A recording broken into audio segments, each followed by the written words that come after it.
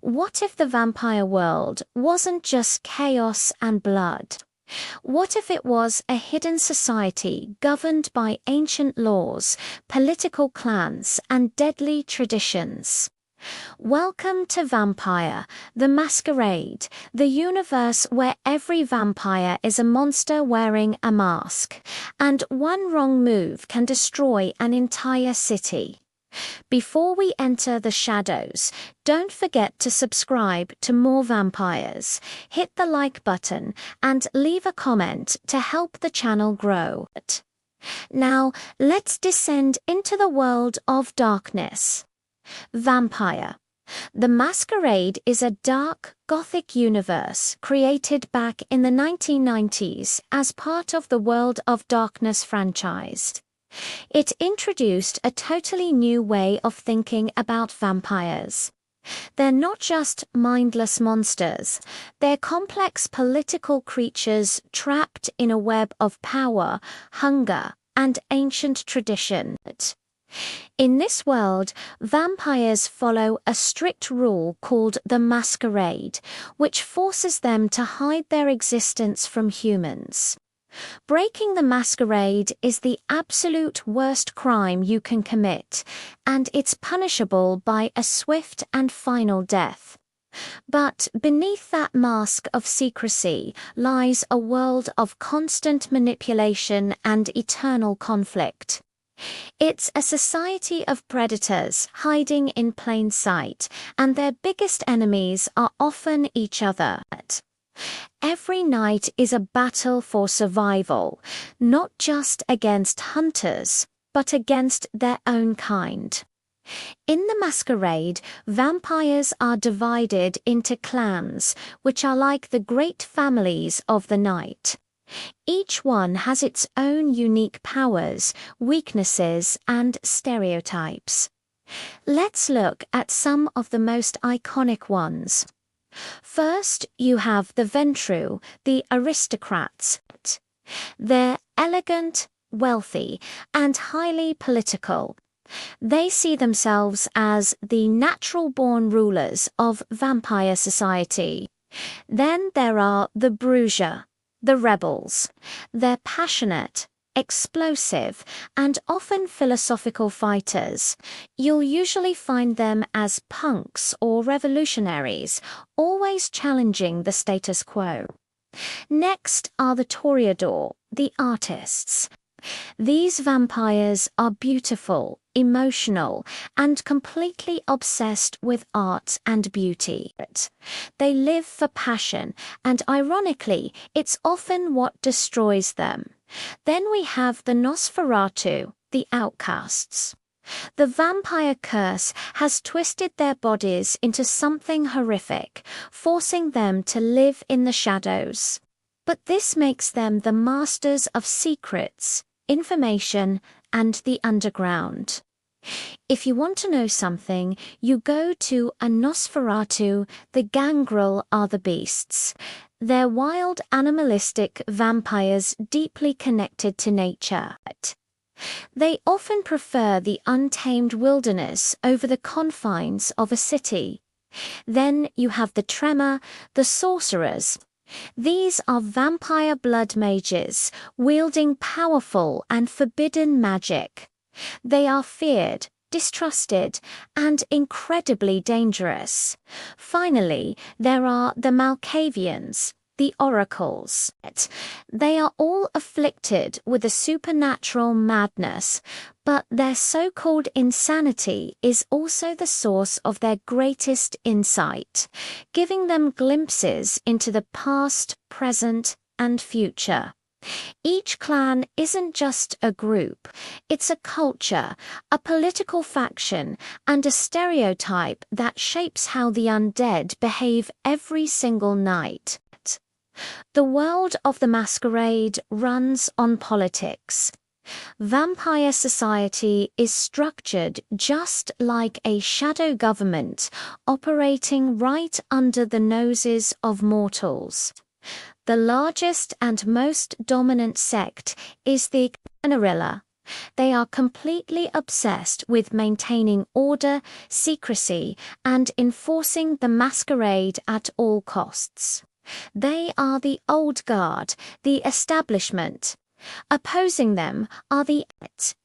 These are typically younger, rebellious vampires who reject the ancient traditions and the oppressive hierarchy of the Camarilla. They fight for freedom and self-governance. And then there's the Sabbat. This is a violent, fanatical faction that believes vampires are superior and should rule over humans openly. They see the masquerade as a chain, not a shield. Within each city, this political struggle plays out on a smaller scale. You have the prince, who is the ruler of the city, holding ultimate authority.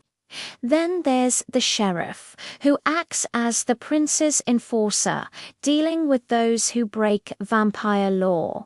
The Keeper of Elysium is responsible for maintaining peace in neutral territories, like museums or theaters, where violence is forbidden. And finally, you have the Primogen Council, a group of representatives from each powerful clan who advise the prince to plot against them. It's a world of fragile alliances, shocking betrayals, constant threats, and deeply buried secrets. In this world, immortality doesn't bring peace.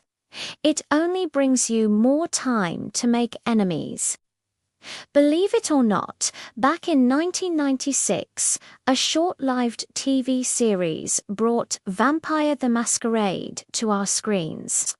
It was called Kindred, the Embraced. This show captured the essence of the game perfectly.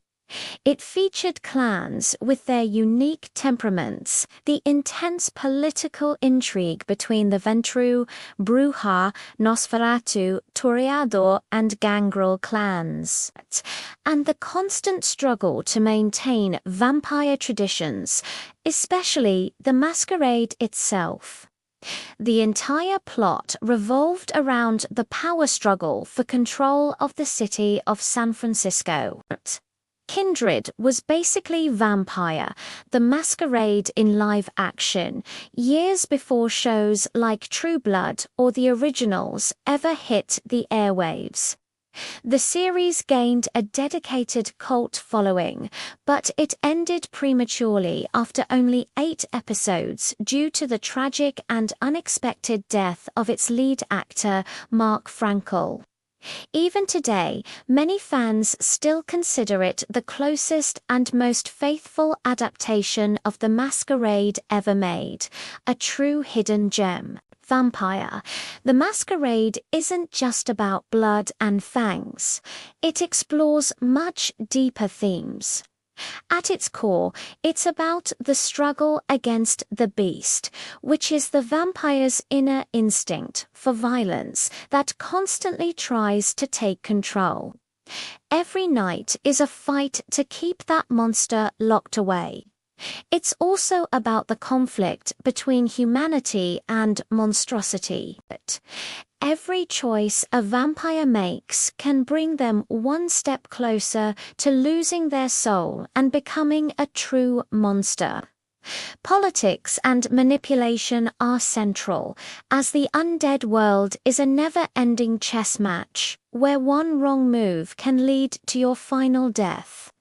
And of course, there's the theme of eternal hunger. Vampires don't just crave blood. They crave meaning, connection, and a purpose in their endless, lonely existence. Ultimately, it's a world of masks and lies. No vampire shows their real face. Not to humans, not to other vampires, and often not even to themselves. This emotional depth is what made the Masquerade so revolutionary and why it continues to captivate so many people. Vampire, The Masquerade isn't just fiction, it's a window into a world of power, tragedy, and dark beauty. It's a world where monsters hide in plain sight, following ancient rules you never even knew existed. If you enjoyed this journey into the world of darkness, subscribe to more vampires, hit that like button, and tell us in the comments, which clan would you belong to?